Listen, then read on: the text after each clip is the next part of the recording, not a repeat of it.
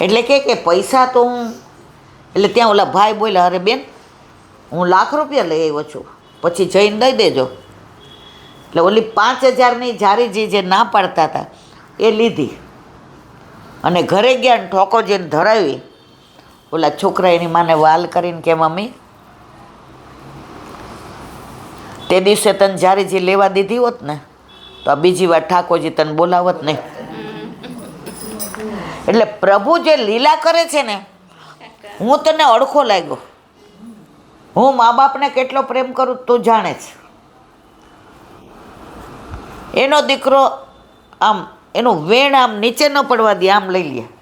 હવે તે બેને લીલામાં પહોંચી ગયા, ની ભાઈએ પહોંચી ગયા. પછી અઠવાડિયા પછી મારા ઉપર ફોન આવ્યો, ઈલાબેન ઓલા જારીજીને દર્શન કરવા આવો, હું લઈ એમ એમ. કારણ કે ન મળી એટલે સૌથી પહેલો મને જ ફોન કર્યો, આવી વ્યથા થઈ. પછી હું ગઈ ને તો એટલા રાજી હતા. એનો દીકરો કે માસી તમને કમ્પ્લેન કરી હતી ને મારી? મેં તો હા. તે કેમ આવું કર્યું? સોગંદથી કહું, મમ્મીને પૂછો, મેં કોઈ દિવસથી 50 તોલા સોનું લે તો હું ના નથી પાડતો, હીરાની.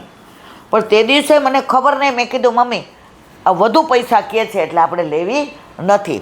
પણ આની પાછળ ઠાકોરજીનું એ કારણ હતું, ઈલા માસી મારી મમ્મીને એણે બીજી વાર વ્રજમાં બોલાવી હતી અને અઠવાડિયા પછી બેન લીલામાં પહોંચી ગયા. મારે કહેવાનો આશય એ જ, આજે પણ આવું બને છે. તો આપણે કુબડા જેની વાત કરતા હતા, હવે એ એક જ વાસણ રોજ ગણે. એની વહુ કે બીજું, એ કે એટલો સમય ભગવત નામ ન લેવાય, સેવા ન થાય, આપણા ઘર ઠાકોરજી બિરાજે છે.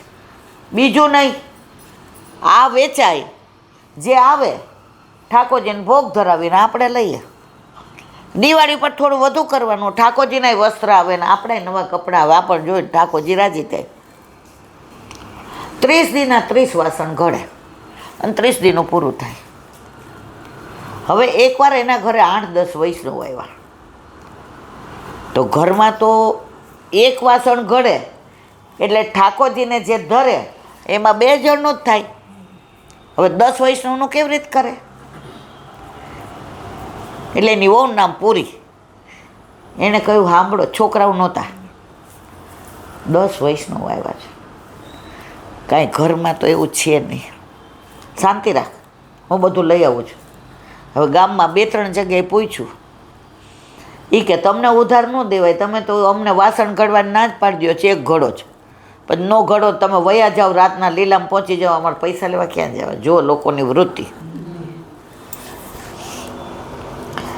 એક વેપારીએ કીધું કે હું તમને 10 વૈષ્ણવને ચાલે એટલું દઉં, શરતે મારા આંગણામાં કૂવો ખોદવાનો છે, પણ મારા આંગણાની બહાર તમે કૂવો ખોદી દેશો તો હું તમને આપું. એ કે હા ખોદી દઈશ. તમને આવડે છે? મને કાંઈ નથી આવડતું, મને બધું ઠાકોરજી કરાવે છે. હવે બધું લઈ આવ્યા, 10 વૈષ્ણવની સમાધાન થઈ ગયું ને રાતના સત્સંગ થયો આખી રાત ને ઠાકોરજીની લીલાનું અનુસંધાન ને વલ્લભની વાતો ને ગુસાઈજીની ને યમુનાજીની ને હા સવાર ક્યાં પડી ગઈ ખબર ન પડી. ઓલા વૈષ્ણવ કે અમારે વ્રજયાત્રામાં જવું છે, હવે અમે એટલે બધું બાંધી દીધું જેટલું હતું એ ભેગું. હવે ઓલો કૂવો ખોદવા માંડ્યો. કૂવો ખોદતા એટલી બધી ભેખડ ઉપરથી આવી, કેવલરામ દબાઈ ગયા. હવે બધાય દોડ્યા, પણ એટલી બધી ભેખડ ધસે તે બધા સમજી ગયા કે હવે આપણે મહેનત કરશું તો આમાં કાંઈ નીચે હશે નહીં, એટલે મહેનત કરવાની જરૂર નહીં. બધાએ ગામમાં શોક મનાવ્યો કે ભાઈ થવાનું તો થયું ને. ઓલો વેપારી કે હવે મારે બાપા કૂવો ખોદવો નથી, મને બીક લાગે છે. હવે 15-16 દિવસ થયા, ત્યાંથી જેટલા નીકળે ને એટલાને મૃદંગનો અવાજ આવે, વાજુનો આવે, બંસરીનો આવે, બધા કાન દઈને સાંભળે. હવે રાજાના કાને વાત ગઈ, એટલે રાજાએ સેનાપતિને દિવાનને કહ્યું હાલો ને જોઈ આવીએ તો ખરા. એક મિનિટ.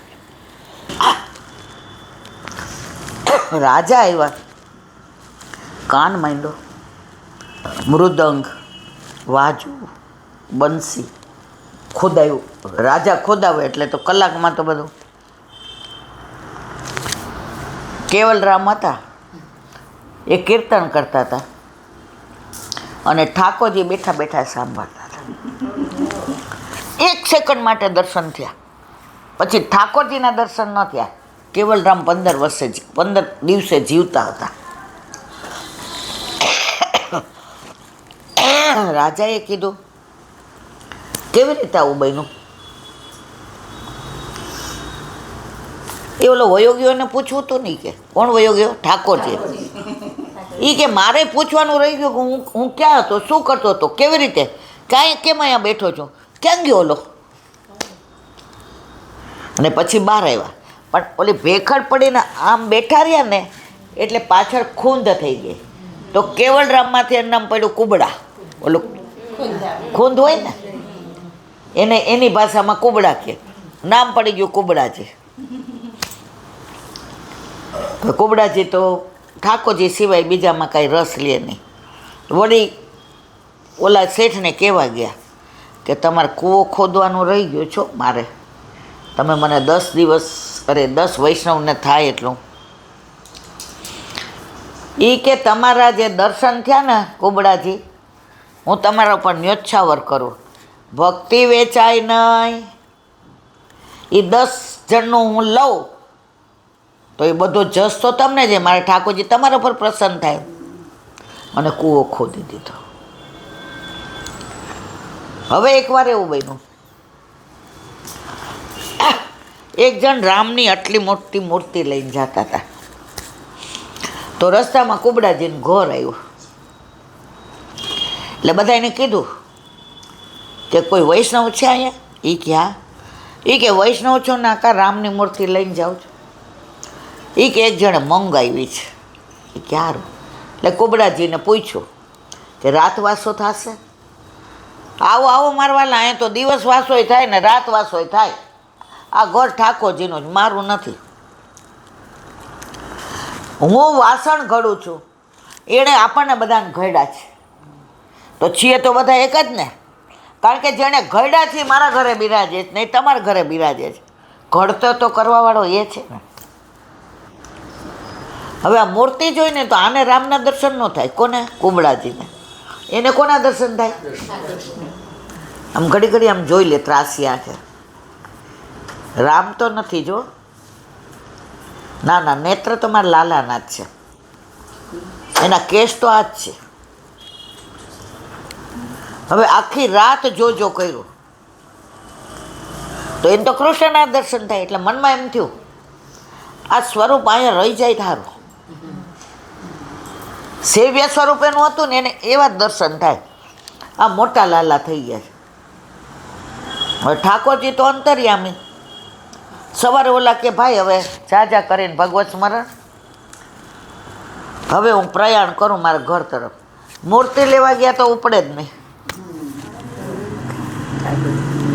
ત્યારે ત્યાં સ્થિર થઈ ગયો. અને એ મૂર્તિનું મંદિર આજની તારીખમાં ત્યાં છે. ગામનું નામ ભૂલી ગઈ છું. તમારે કહેવાનો આશય એ છે મારા વાલા,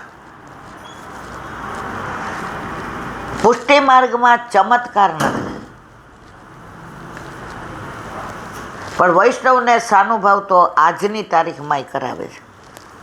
આ જારીજીનું તો 20 વર્ષ પહેલાંની મારા આપણા હેમાબેનના સગાની જ વાત છે.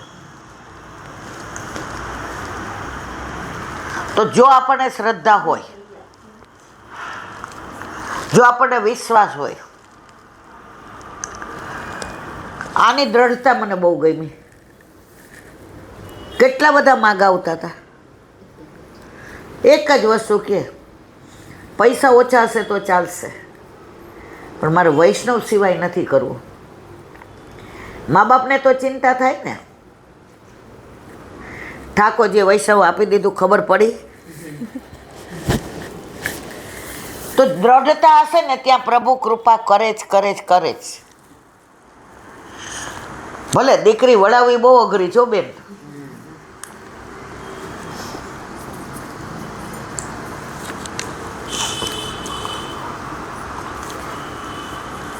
દીકરી વળાવીએ ને ત્યારે એક આંખ હશે ને એક રડે.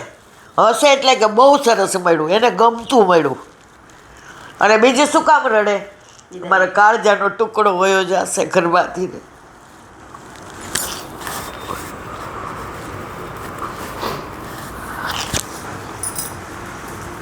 મારા પપ્પા તો માંગા આવે ને તો એમ કે બાજુની શેરીમાં મળતું હોય ને તો મારી બેબીનું મારે ગામમાં નથી કરવું, અને સીધા ગલાણા અહીંયા બોગસ ગામમાં. એટલે આ તો બધું પ્રભુના હાથમાં છે. તો આપણી દ્રઢતા હોય તો આપણા ઘરે આપણા માથે બિરાજતા આપણા ઠાકોરજી કૃપા કરે જ કરે જ કરે જ. પણ આપણી દશા કેવી છે? આજે મેં એક દાખલો સાંભળ્યો, કોઈ પુષ્ટિ માર્ગ મોઢેથી નહીં, પણ ભલે લૌકિક હતો છતાંય મને બહુ ના ડોંગરેજી મહારાજના ભાગવતમાંથી સાંભળો. એ કે એક દીકરો હતો ને, એ વેશ્યા ઘરે રોજ જાય. હવે પરણાવા જેવડો હતો એટલે એના બાપે કીધું કે તું આ ધંધા બંધ કર ને તો કોઈક સારા ઘરના માગા આવે, તારું આપણે નક્કી કરીએ. એ કે પહેલાં નક્કી કરી દો પછી વેશ્યાને ઘરે જવાનું બંધ કરું. હવે વેશ્યાને ઘરે જતો હોય તો મળે? તો ડોંગરેજી મહારાજે અંદર લખ્યું છે કે આપણે બધા એવા જ સંસારમાં રહીને આપણે શ્યામને શોધીએ છીએ, પણ આસક્તિ કોનામાં છે? આપણી સંસારમાં. અને પાછા શું કહીએ? મને સારું શોધી દો તો વેશ્યા છોડું. તો આપણે બધા એ જ કરીએ છીએ. પ્રભુ ઘરમાં બિરાજે છે પણ આપણી આસક્તિ તો સંસારમાં જ છે. દાખલો આપ્યો તો કે દીકરો ભૂખ્યો હોય ને તો 3 તાવ હોય તો 2 ભાખરી બનાવી દઈએ, અને આમ આપણે માંદા પડીએ ને એટલે ઠાકોરજીને કોકના ઘરે પધરાવી દઈએ. હમણાં મારી તબિયત ન સારી, તો તાર દીકરા માટે તો કરસ. તો પ્રભુને સાક્ષાત માનીએ તો સાક્ષાત છે, બાકી મૂર્તિ છે. એ મૂર્તિ માનશો તો એ સ્થિર છે, અને પ્રભુ માનશો તો એ ચંચળ છે. તો આજના સત્સંગના એ વિરામ આપીએ. આનંદ પરમાનંદ. રીમા ભલે અમેરિકા ગઈ છે, પણ મને તો રીમા ઓલી નાની હતી ને સગુણને લઈને એને કેતા ને દીપ ત્રણેય ખબર છે, હિંચકા ઉપર બેસે કે તમે લાંટી સત્સંગ કરો. તો બસ પ્રભુ કાયમ આ ભાવ આપણા બધાનો જાળવી રાખે. પ્રભુ ઉપરની શ્રદ્ધા ક્યારેય વિશ્વાસ ડગે નહીં. વિશ્વાસ ડગી જાય છે એટલે આપણે હલી જઈએ છીએ. ઠાકોરજીના ચરણારવિંદમાં એ જ વિનંતી, દિવસે દિવસે અમારો વિશ્વાસ દ્રઢ થતો જાય અને ક્યારેય અમારા મનમાં અન્ય દેવ દેવતી પાસે જવાનું મન ન થાય. બોલો વલ્લભ શ્રીમદ મારા ગુરુદેવને દંડવત નામ કરું છું. चंद्र सरोवर पे सुरदासी के द्वार पे मेरा दंडवत प्रणाम. सुरभि कुंड पे परमानंद दासी के द्वार पे मेरा दंडवत प्रणाम. जमुनावता पे संकर्षण कुंड पे कुंभन दासी के द्वार पे मेरा दंडवत प्रणाम.